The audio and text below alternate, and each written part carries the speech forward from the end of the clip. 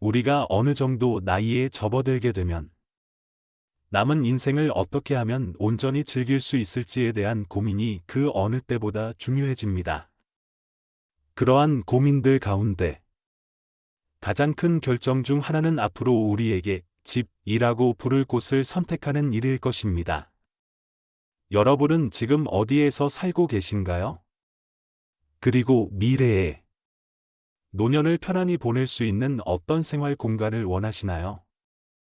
젊었을 때는 대부분 일과 자녀들에게 최상의 교육 환경을 제공하기 위해 고층 건물이 빽빽이 들어선 도시 생활을 선택하는 사람들이 많습니다. 하지만 나이가 들어가면서 적지 않은 사람들이 도시의 복잡함에서 벗어나 자연과 가까운 한적한 시골에서의 평온한 삶을 그리워하게 됩니다. 나중에 나이가 들었을 때 살고 싶은 장소에 대해 묻는다면 아마 많은 사람들이 평온하고 안락한 시골의 작은 집을 택하고 싶다고 대답할 것입니다.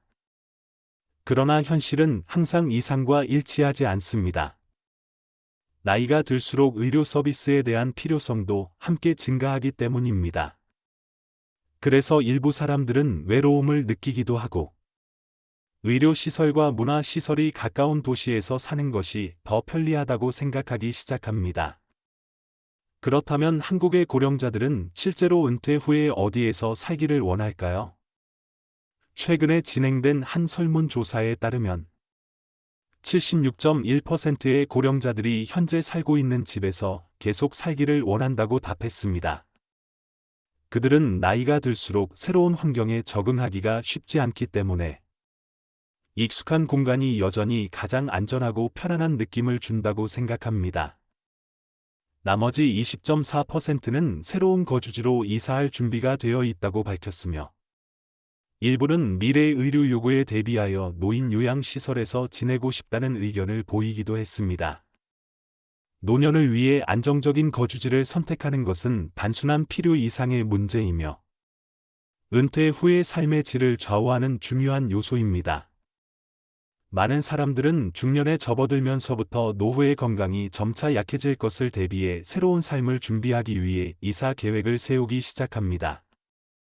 따라서 만약 여러분이 노년을 위한 새로운 주거지를 고려하고 계신다면 생활의 편리함은 물론이고 그 공간이 주는 안정감까지 신중하게 생각해 보시기 바랍니다. 다음은 여러분께서 노후에 맞는 집을 선택할 때 꼭 염두에 두어야 할 6가지 중요한 요소들입니다. 끝까지 영상을 시청하셔서 다가오는 인생 여정에 있어 올바른 결정을 내리는 데 도움이 될 유익한 정보를 얻어 가시기 바랍니다.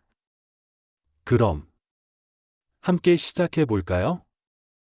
첫 번째로 주의해야 할 점은 너무 좁은 집, 특히 10평 이하의 면적을 가진 집을 선택하지 않는 것입니다.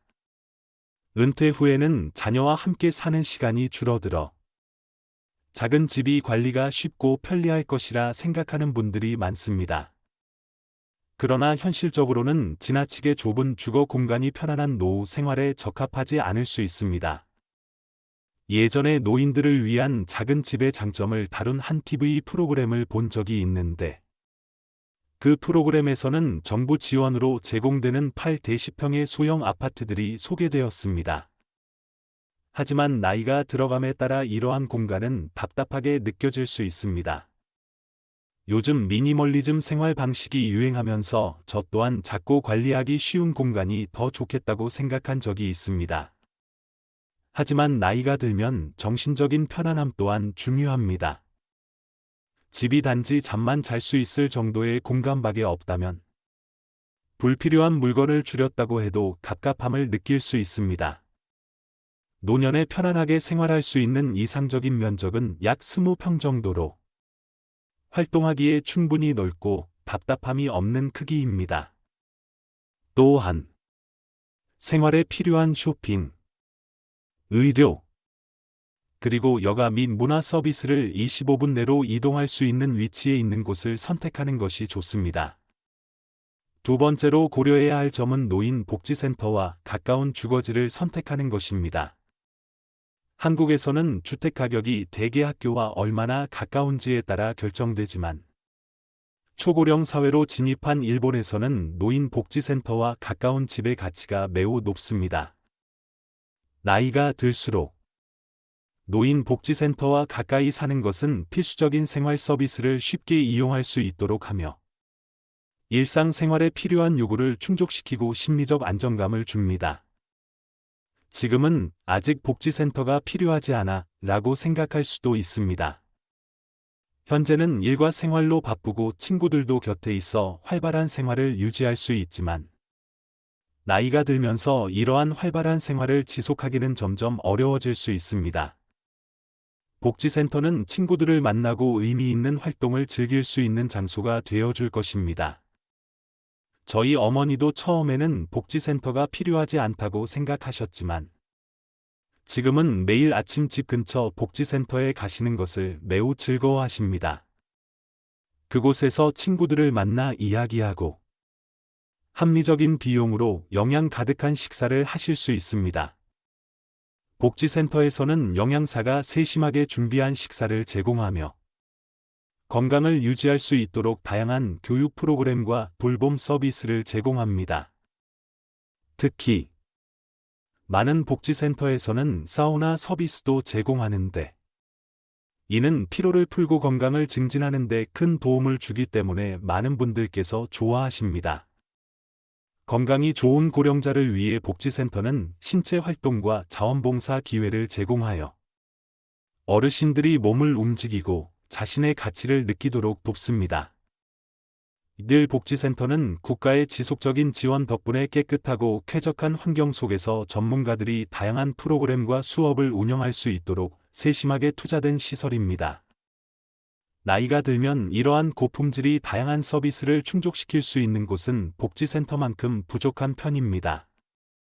따라서 복지센터 근처에서 생활하는 것은 노년을 준비하는 데 있어서 신중하게 고려해 볼 만한 선택입니다.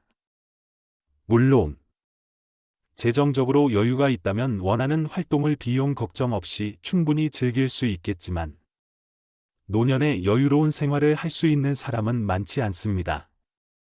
물가 상승과 생활비 증가로 인해 많은 고령자들은 충분한 영양소가 포함된 식사를 준비하거나 개인적인 취미를 유지하는 데 어려움을 겪고 있습니다. 이러한 현실에서 정부의 지원으로 무료 또는 저렴한 비용에 제공되는 복지센터의 서비스는 노인들에게 이상적인 해결책이 됩니다. 복지센터는 적절한 영양소가 고려된 식사를 제공할 뿐만 아니라 어르신들이 만나고 친구를 사귀며 삶의 즐거움을 나눌 수 있는 멋진 공간이 되어줍니다. 세 번째로 고려해야 할 점은 30분 내로 이동할 수 있는 대형 병원과 가까운 곳에 거주지를 정하는 것입니다. 나이가 들수록 건강 문제가 빈번해지기 때문에 병원과 가까운 곳에 사는 것은 매우 중요합니다. 제가 강조하는 30분이라는 시간은 기본적인 의료 서비스를 받기 위한 최대 거리로 대부분의 응급 상황을 처리할 수 있을 만큼 충분한 시간입니다. 즉각적인 조치가 필요한 중증 응급 상황 제외.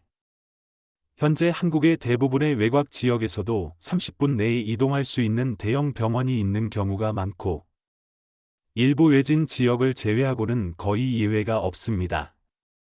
따라서 노년을 위한 주거지를 선택할 때 가장 먼저 고려해야 할 사항은 집과 병원 간의 거리입니다. 중년에는 경제적 준비가 중요한 우선순위였지만 나이가 들수록 건강이 더욱 중요한 문제로 떠오릅니다. 아무리 건강 관리를 잘해도 70세 이상이 되면 약물과 의료 서비스에 대한 필요는 피할 수 없습니다. 가벼운 질환은 가까운 개인 병원을 방문하여 치료할 수 있습니다. 그러나 만성 질환으로 장기적인 관리가 필요하거나 더 심각한 문제가 발생할 경우 큰 병원의 도움이 필요합니다. 따라서 의료 서비스를 충분히 갖춘 의료시설 근처에서 생활하는 것이 필수적이며 주거지 선택 시 반드시 염두에 두어야 할 요소입니다. 네 번째로 자녀와 가까운 곳에 거주하되 반드시 한 집에 같이 사는 것이 아닌 별도로 가까운 곳에 사는 것이 좋습니다. 나이가 들면 누구나 자녀가 독립적으로 살아가길 바라며 본인도 자유롭고 편안한 생활을 영위하길 희망합니다. 자녀에게 의존하지 않고 독립적으로 살아가는 것은 어르신들이 자유를 지키고 일상 속에서 갈등을 피하는 데 도움이 됩니다. 그러나 예기치 못한 상황이 발생할 수 있습니다. 예를 들어 자녀가 결혼에 바쁜 일정을 소화하며 손주 돌봄을 부탁하는 상황이 생기거나 부부 중 한 명이 사별한 후 남은 배우자의 건강이 악화될 경우가 있습니다. 이러한 경우 많은 가족이 부모님이 자녀와 가까운 곳에 살도록 하거나 같은 집에서 함께 생활하며 서로를 돌볼 수 있도록 조정하는 경우가 많습니다. 자녀와 함께 사는 것은 비용을 절약하고 외로움을 줄이는 데 도움이 될 수 있습니다. 하지만 함께 살게 되면 자녀뿐만 아니라 며느리나 사위와도 갈등이 생길 수 있어 불필요한 스트레스를 초래할 수 있습니다. 게다가 건강이 허락하지 않음에도 손주를 자주 돌봐야 한다면 이는 큰 부담이 될 수 있습니다. 따라서 이상적인 방법은 자녀의 집과 가까운 곳에 거주하면서 필요할 때 서로 도와주되 일상생활에서의 편안함과 사생활을 지키는 것입니다. 5번째로 고려할 점은 공원이나 산책로가 가까운 곳에 거주지를 선택하는 것입니다. 통계에 따르면 60세 이상의 노인들이 야외 활동에 참여하는 비율이 2014년 10.2%에서 2017년 16.7%로 증가했습니다. 은퇴 후에는 여가 시간이 늘어나기 때문에 집 근처에 공원이나 산책로가 있으면 가벼운 운동을 하기에 아주 좋습니다. 나이가 들수록 체력이 줄어들기는 하지만 가벼운 운동을 꾸준히 하는 것은 신체 건강뿐만 아니라 정신 건강에도 긍정적인 영향을 미쳐 활기찬 생활을 유지할 수 있도록 돕습니다. 멀리 이동하거나 높은 산을 오르지 못하더라도 가까운 공원이나 산책로에서 신선한 공기를 즐길 수 있습니다. 가벼운 산책을 통해 자연 속에 녹아들며 사계절의 아름다움을 느끼면 고독감이 완화되고 노년층에서 흔히 발생하는 우울증 증상 예방에도 효과적입니다. 규칙적인 가벼운 운동 습관은 심장병 발병 위험을 낮출 뿐만 아니라 알츠하이머병 예방에도 도움이 되어 앞으로의 건강한 노후 생활을 위한 토대가 될 수 있습니다. 6번째로 고려해야 할 점은 노년에 적합한 집을 선택하는 것입니다. 자가주택을 소유하고 있다면 재산세와 주기적인 유지보수 비용을 부담해야 합니다. 젊었을 때 구매한 집은 시간이 지나며 노후화되었을 가능성이 높아 상당한 유지 비용이 들 수 있습니다. 특히 매각 시점의 집값도 중요한 요소로 고려해야 합니다. 스스로를 돌볼 수 없는 상황이 오면 고가의 요양시설이 필요할 수 있습니다. 이러한 상황에서 집을 매각해 의료비를 충당하는 것도 필요한 결정일 수 있습니다. 한국에서는 각 가정의 자산의 80%가 부동산에 묶여 있는 경우가 많은데 현금이나 유동 자산은 그리 많지 않은 편입니다. 따라서 현금 자산이 충분하지 않다면 주택 매각을 현실적인 선택으로 고려해 볼 수 있습니다. 현재 집이 너무 낡고 넓어서 관리가 힘들다면 나이에 맞는 아담하고 새롭게 조성된 공간으로 이사하는 것이 여러모로 유리할 것입니다. 나이가 들면 근력이 점차 감소하고 이동이 어려워지기 때문에 큰 집은 불편할 뿐 아니라 유지 관리비 또한 증가하게 됩니다. 자녀가 성장하여 독립한 후에는 작고 관리하기 쉬운 집이 노후 생활에 이상적인 선택이 될 것입니다. 하지만 무조건 작은 집이 다 적합한 것은 아닙니다. 노년층이 집을 선택할 때 가장 중요한 것은 편리함입니다. 이상적인 것은 지하철역, 대형 마트, 병원, 박물관 등 문화시설과 가까운 곳에 위치한 집을 선택하는 것입니다. 가능한 한 작지만 독립적인 공간이 있는 집을 찾으세요. 부부가 함께 생활하되 각자 시간을 보낼 수 있는 공간이 마련된 집이 이상적입니다.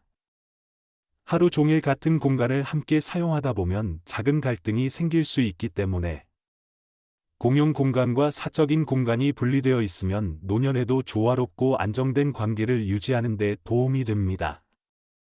건강이 악화되고 스스로 돌볼 수 없는 상황이 오면 어쩔 수 없이 요양원으로 옮겨야 할 수도 있습니다.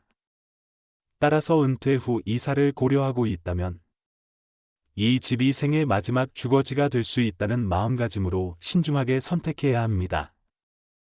노년에 이사하는 일은 쉽지 않으며 집을 사고 파는 것은 매우 중요한 결정이므로 이사 이유를 명확히 하고 자신의 재정 상태를 신중히 평가해야 합니다. 자신에게 맞지 않는 조언에 휩쓸리지 말고 본인의 필요와 조건을 바탕으로 집을 선택하여 진정으로 만족할 수 있는 주거 환경을 만드세요. 이 내용이 유익하셨다면 주변 친구나 가족들과 공유해 주세요. 여러분이 행복하고 건강한 은퇴 생활을 누리시기를 바랍니다. 오늘 제가 전하고 싶은 모든 정보는 여기까지입니다. 다음에도 유익한 내용으로 찾아뵙겠습니다. 영상을 끝까지 시청해 주셔서 감사드리며 유익하셨다면 구독과 좋아요도 부탁드립니다.